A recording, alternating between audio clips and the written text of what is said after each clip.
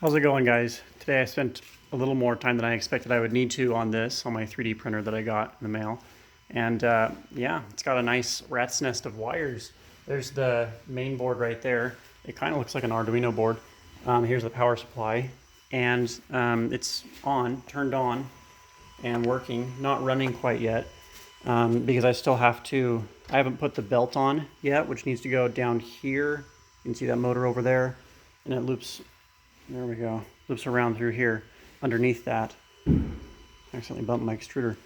And then I got to put another one through here as well that goes back and forth.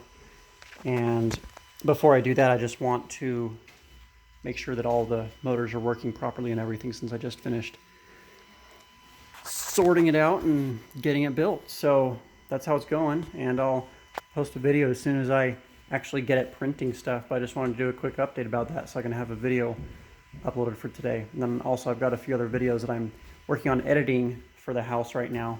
I just haven't been editing since I've been working on this. So thanks for watching, you guys, and we will see you on the next video.